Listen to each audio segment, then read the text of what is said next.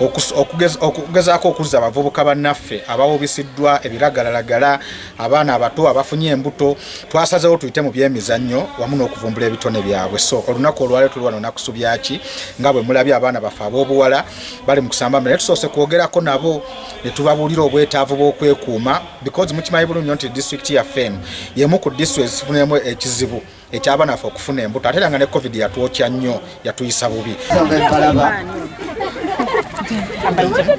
Abakulembeze bamaze okufuna nabo ekifaananyi nja kusaba rifari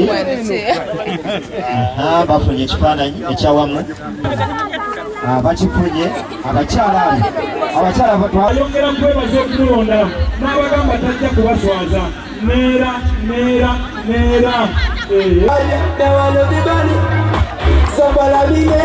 agambadda ow'ekitiibwa ennyo omwami wa Ssaabasajja Kabaka ttiimu y'abakulembeze ebirabo etandise okwambala ate nga tegonalebe Sselubula namba musanvu waffe agenda kusamba kumulano gwa mitwe tegujja mu bbanga wano guwayo gyasamba 14 yalina wano tegumutuseeko n'ayagala kugwana eno gonamba gyasamba 7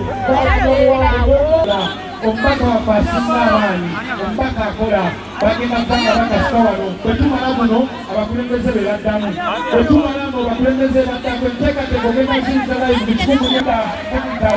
bakulembeddwa mu ggubi naye mwali sejjala koddayiza mwali likati lumansi Asan Saalongo Minnesota Frederick jajjaddewo waswa justas Saalongo ne baba ne wano balumba bagala golo wano abannamusikyaganye bwebigoba ebitugenda mupira gw'abakulembeze nga basamba n'abakulembeze ba wano kansala wina ambadde okujeeza okusinga okuyinyumira omujozi gwa Manchester United tumira gwemwe n'abamaanyi abali wano nga mantiiga butiki amalemi obunafu bungi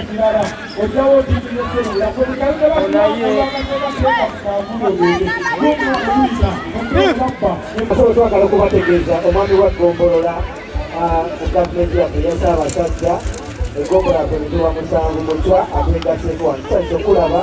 omwami wa Ssaabasajja mu gavumenti yaffe y'emyenge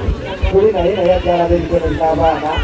omupiira muwanvu nnyo gukuno waneeno baagala golesoka nakuba ennyanda omupiira we guyita